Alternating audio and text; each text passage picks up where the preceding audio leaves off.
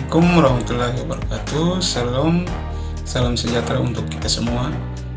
Kenalkan, nama saya Ilvan Umar Rahma, NIM 2267201002, program studi ilmu politik. Akan saya membuat video presentasi ini untuk memenuhi ujian akhir semester dengan tema perlindungan hak asasi manusia. Baik, kita masuk ke pembahasan.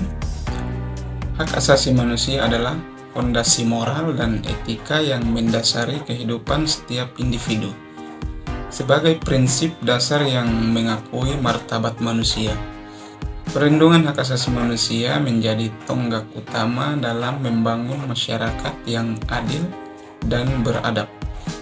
Dalam eksplorasi ini, kita akan menyelami signifikasi hak asasi manusia, tantangan yang dihadapinya, dan bagaimana upaya perlindungan hak asasi manusia menjadi esensial dalam menjaga keberlanjutan dan kesejahteraan global.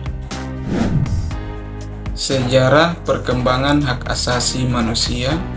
Hak asasi lahir di Inggris pada abad ke-17. Inggris memiliki tradisi perlawanan lama terhadap segala usaha raja untuk mengambil kekuasaan mutlak. Pada tahun 1215, para bangsawan sudah memaksa raja untuk Magna Carta Libertatum yang melarang penahanan, penghukuman, dan perampasan benda dengan sewenang-wenang. Tahun 1679 menghasilkan pertanyaan Habeas Corpus, suatu dokumen keberadaan hukum bersejarah yang menetapkan bahwa orang yang ditahan harus dihadapkan dalam waktu 3 hari kepada seorang hakim dan diberitahu atas tuduhan apa yang ditahan. Pernyataan ini menjadi prinsip hukum bahwa orang hanya boleh ditahan atas perintah hakim.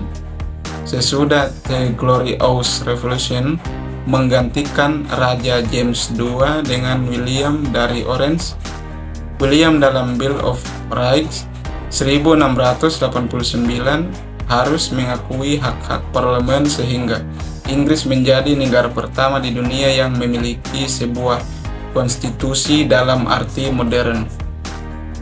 Perkembangan itu dipengaruhi oleh filsafat John Locke 1632 sampai 1704 yang di samping menuntut toleransi religius, kecuali terhadap orang Katolik dan ateis, mengemukakan bahwa semua orang diciptakan sama dan memiliki hak-hak alamiah natural rights yang tidak dapat dilepaskan, di antaranya termasuk hak atas hidup, kemerdekaan, dan hak milik, tetapi juga hak untuk mengusahakan kebahagiaan. Dasar hak asasi manusia.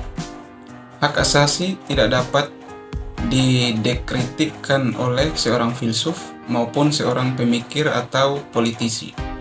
Namun, para filsuf mempunyai peran yang penting. Setiap hak asasi, jadi setiap tuntunan yang disadari merupakan hak asasi, adalah hasil suatu proses perkembangannya, suatu kesadaran. Misalnya, pasal 3 Pernyataan PBB, setiap orang berhak atas kehidupan, kebebasan, dan keamanan pribadi. Dibunuh begitu saja, dirampas kebebasannya, ditahan, diancam oleh ketenagaan kaya yang mempunyai kaki tangan preman, dirasa sebagai sesuatu yang sangat mengkhawatirkan. Semula, 3 bidang itu dilindungi oleh adat dan cara hidup tradisional. Hak asasi itu tidak diciptakan, melainkan ditemukan, karena masyarakat merasa bahwa mereka memang memilikinya, tetapi juga diciptakan dalam arti bahwa perumusannya adalah hasil refleksi, pembicaraan, dan kesepakatan bersama. Penetapan suatu tuntunan sebagai hak asasi merupakan hasil suatu proses dialog dalam masyarakat yang sering berlangsung lama. Perlindungan hak asasi manusia. Keberadaan perlindungan hukum pada penjaminan konstitusional menurut tegaknya melalui proses yang adil serta bermartabat. Perlindungan terhadap hak tersebut diperkenalkan dengan luas kepada masyarakat untuk promosi pengakuannya serta melindungi hak asasi. Menjadi hal penting dalam demokrasi, manusia yang lahirnya menyandang hak serta kewajiban yang sifatnya bebas. Terbentuknya sebuah negara dan penyelenggaraannya tidak mereduksi arti penting atau pemaknaan dari hak asasi manusia. Dikarenakan perlindungan dan penghormatan itu ialah hal yang krusial, setiap negara hukum jika diabaikan itu melakukan pelanggaran. Memunculkan terlanggarnya dengan kesengajaan, penderitaan yang muncul tidak bisa ditanggulangi kaitannya dengan negara hukum makna yang sebenarnya.